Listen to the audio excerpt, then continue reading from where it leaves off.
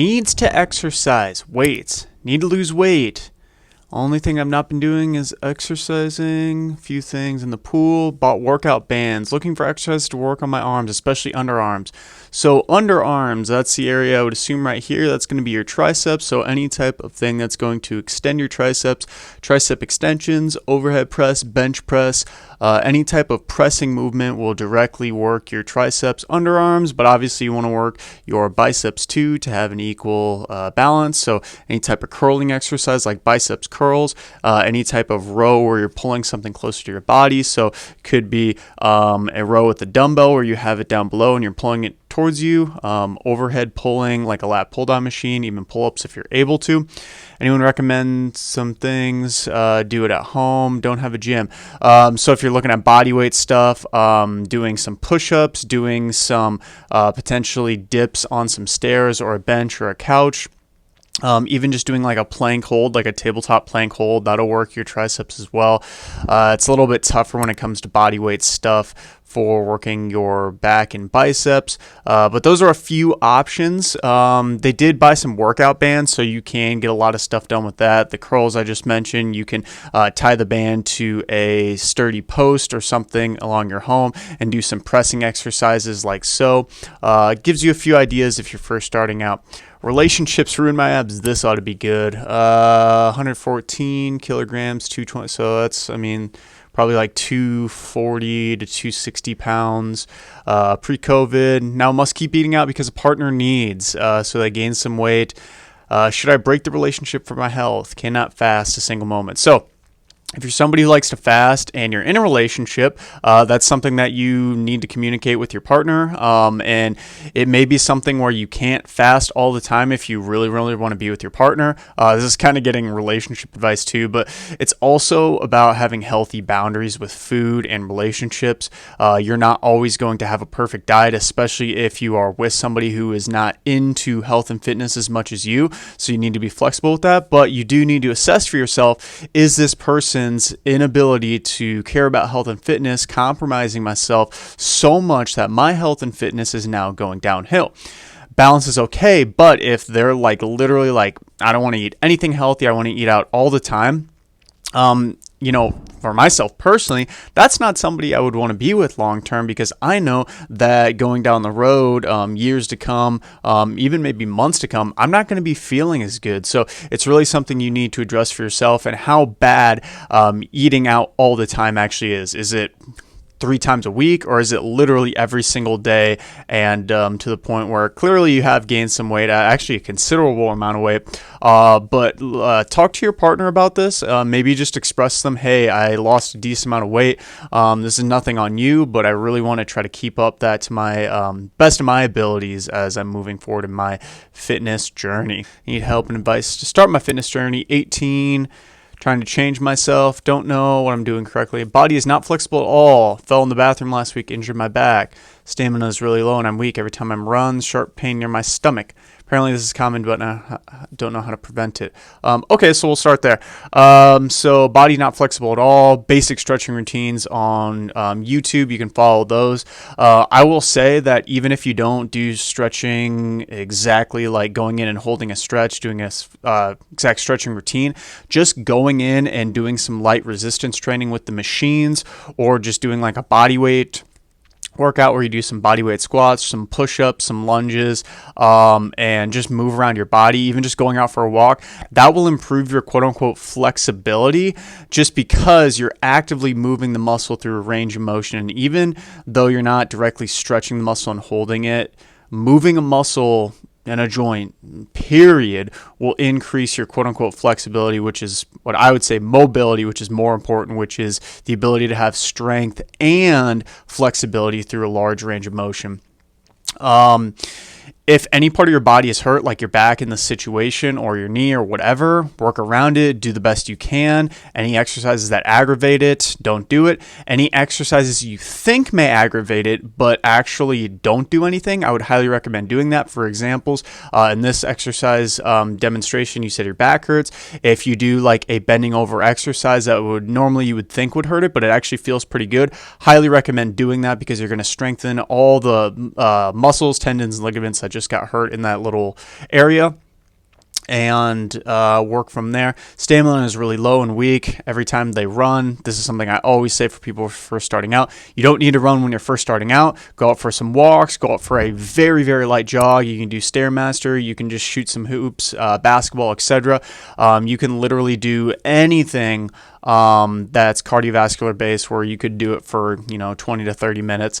That's where I would start and recommend. It doesn't have to be running. And the sharp pain near their stomach they're referencing is usually what's called a side stitch. In a lower part of your stomach, and the lower part of your intestines, actually way below your stomach. And it's because what's happening is the blood from your digestive system that's helping to stimulate digestion is actually going to your legs. So all that blood and nutrients is going there. It's called a side stitch. Apparently it is really common. It varies. But first starting out, don't beat yourself up. Try to your best not to compare yourself to others. I know it's hard. Go in, do something, anything. Just set a timer for 30 minutes. Go have fun in the gym. Go do some routines. Don't really think about progress or, am I hitting this? Am I hitting that? Just get started, have some fun with it, and explore and learn. Isolation versus compound. Complete beginner should focus on building the habit of going to the gym, used to using machines, blah, blah, blah. Searching for videos, came across a local PT talking about leg extensions, good isolation exercise, good way, blah, blah, blah. So I'm just wondering, when should one do their isolation exercises? So this is something that I would usually recommend most people to do compound exercises first. And compound exercises are exercises that work multiple joints at the same time. So for example, an exercise like a bench press, where you have a bar and you're pushing it in front of you, that's going to work your triceps because you are extending or straightening your elbows, which works your triceps. You're going to be working your pec muscles, your chest muscles. You're also going to be working your anterior deltoid or your shoulder muscles. So 3 different muscle groups, technically, quote unquote, and 3 different joint planes of motion. Squats, something where you are going all the way down. Everyone knows what squats are for the most part. You're going to be working your ankles, your hips, your knees, your lower back, even to some degree. Your core is going to be stabilized. So lots of joints being worked in those things. So multiple joints, multiple muscles being worked, as in you will get the most bang for your buck if you do those multi-joint exercises. Because of this, I recommend doing them mainly in your workout routine and doing them first. Since they use the most amount of muscle, you are likely going to be using the most amount of weight. Most amount of weight means it's going to be a little bit tougher to do. And since you will get the most out of these movements, you're going to work the most amount of muscle. It's going to burn the most amount of calories and give you the most in your time. That's why I recommend doing it first, because if you go into the gym, just do a set of squats and that's all you have time for the day. That's going to give you way more benefits than if you go in and just do a set of leg extensions, which only works essentially one joint and one muscle group. You're going to burn way less calories, only work that one joint and one aspect of the muscle and strength, and not work the other areas. So this person does say you can pre-tire the muscle before doing some compounds. That's something that some bodybuilders do if they have a muscle that doesn't grow quite as well. But for people just starting out as a beginner, don't really worry about that stuff. Go in, if you're doing leg day, starting out with something like squats or deadlifts, and then going into leg extensions, leg curls, lower back extensions, any type of leg press, another good example of a isolation movement, technically a compound, but I would consider an isolation movement. That's where I would begin. So there's that. My PT told me to do shoulder rotations. I'm guessing they're talking about external rotations, good for working your rotator cuff muscles, which help to stabilize your shoulder and prevent future injury. Actually, just what this person said. I think I was building them straight. Am I wrong? Am I actually aggravating it? So no, you're not aggravating it. But if you're doing a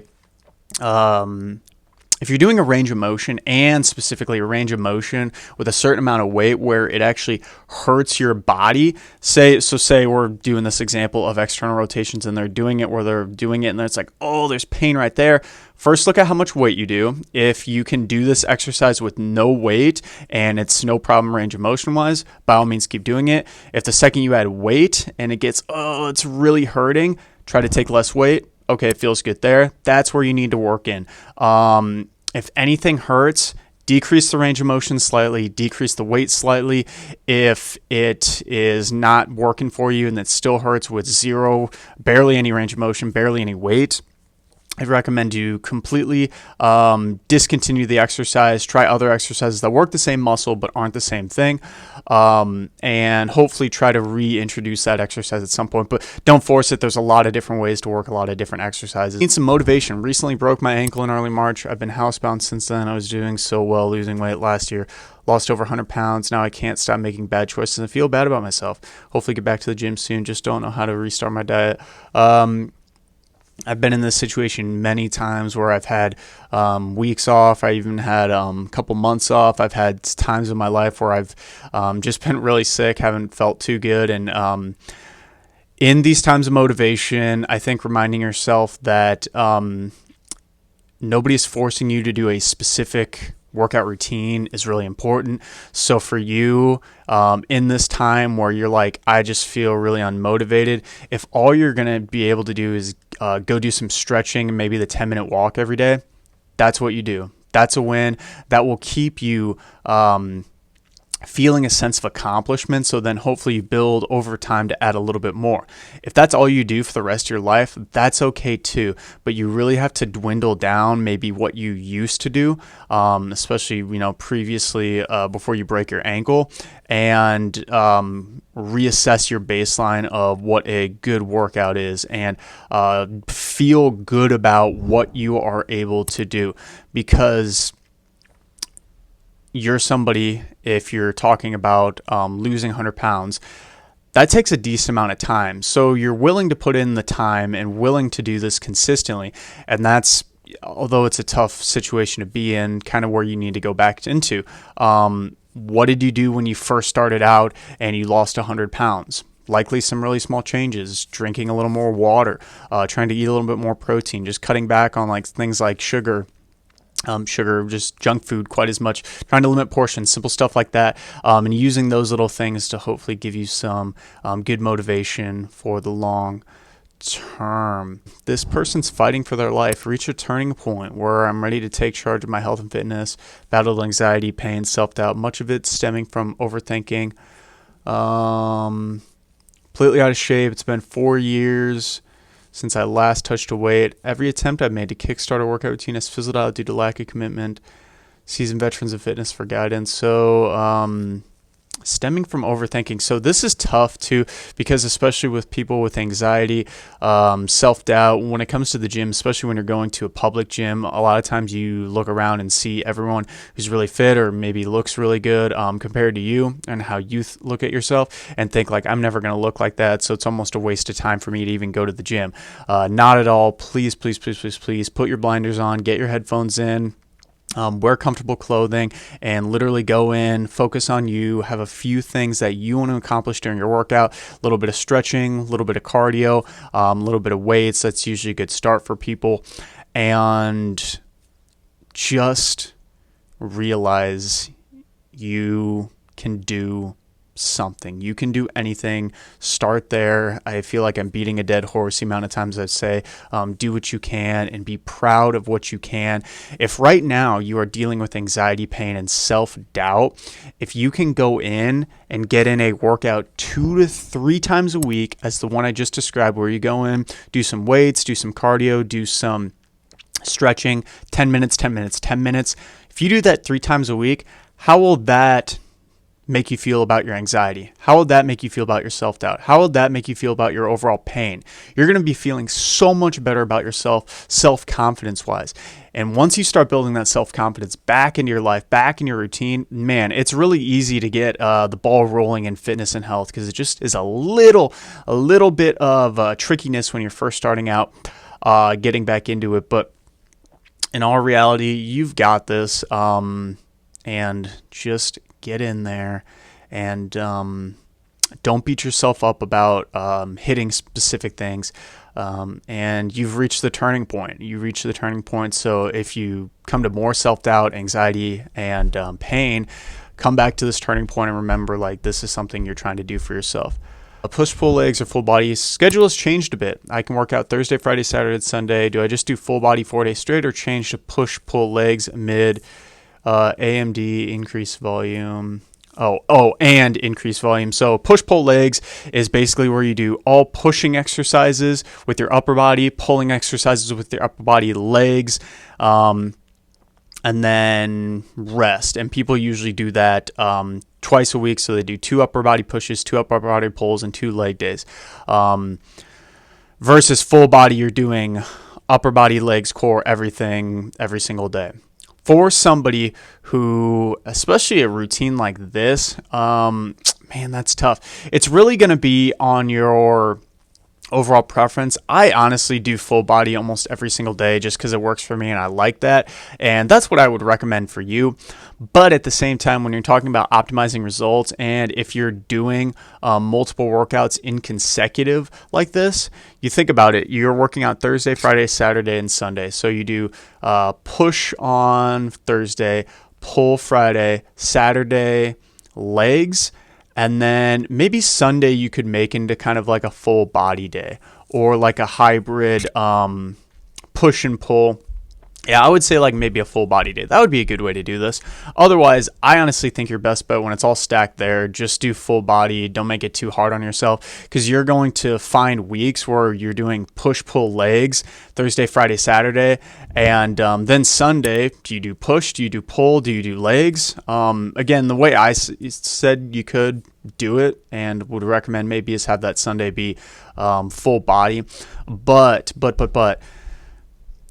I just feel like you're not hitting your legs as frequently as you should be if you do it that way, which is why maybe instead of doing that, you do a kind of like a hybrid where you do push and a legs, then you do pull, and then you do like a pull in the legs and then do a push. I don't know how you do it, but I would just try to implement more legs if you are going to do push pull legs, or just make that easy on yourself. Do 4 days straight. That's a big thing when it comes to fitness. Making it easy on yourself is by far the biggest thing for adherence. If it's not easy on yourself and it's not something you can adhere to, you're not obviously going to do it long term, and that's what we're shooting for, is to find things we can do long term. Should I focus on body weight more than weightlifting? Underweight, kind of embarrassing. Don't be embarrassed. Everyone starts somewhere. Everyone starts overweight, underweight, perfect weight. Everyone has places they want to go to. Even people who have perfect bodies, they still have stuff they want to fix, stuff they want to work on. So don't be embarrassed. Everyone's embarrassed about something, simply put. Trying to bulk as best as I can. I started last week, 47 kilograms. Current workout plan is 3 days a week, full body with rest days in between. I like it. Bench press, goblet squats, barbell curls.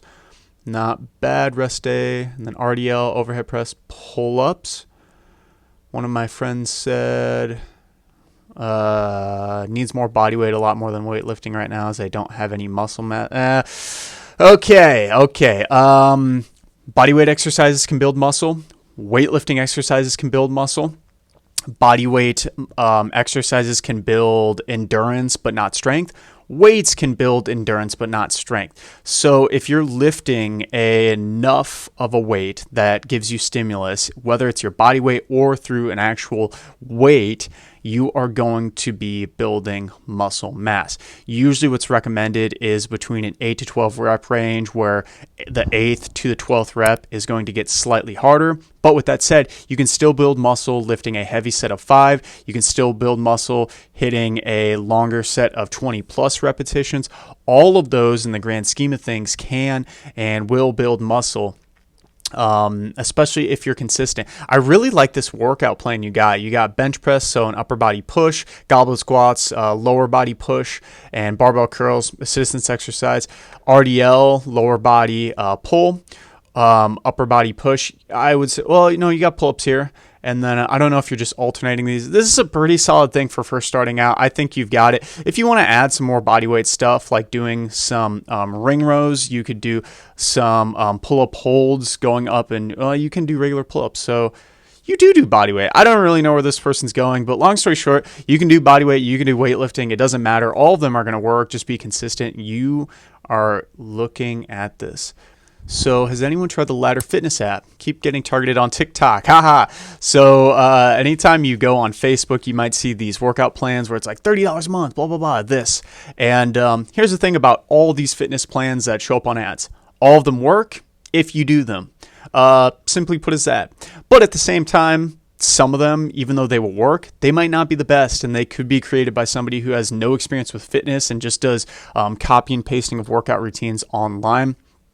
That's very true, especially with AI nowadays. Even though AI is pretty accurate, you can make like basically any workout routines, like make me a full body workout routine on Chat GPT, and they can give you a pretty decent routine, but it doesn't show you how to do the workout. So long story short, these are something that you can do, but you could probably follow and find the exact same plan for free, looking on YouTube, looking online for just workout plans, finding different things that you like and do it. But if you just want somebody to literally like spoon feed you, here's your workout, you're doing this every day, $30 a month honestly isn't bad, because most personal training sessions might be $40 to $50 for an hour. So $30 a month for all your workouts, I don't think that's bad. But if you go into it and it just seems like this isn't the best quality, you can even ask somebody who's into fitness and show them and be like, hey, is this worth it? Is this worth the workout routine? They can probably pretty quickly tell you if it's worth it. And who knows, they might be able to make a workout routine for you, and you won't even have to shed a dime. Feeling intimidated asking for spotters in the gym. Okay, so this is an important thing to note. Anyone who is a typical gym goer and likes working out and goes to the gym all the time will have no problem spotting anyone.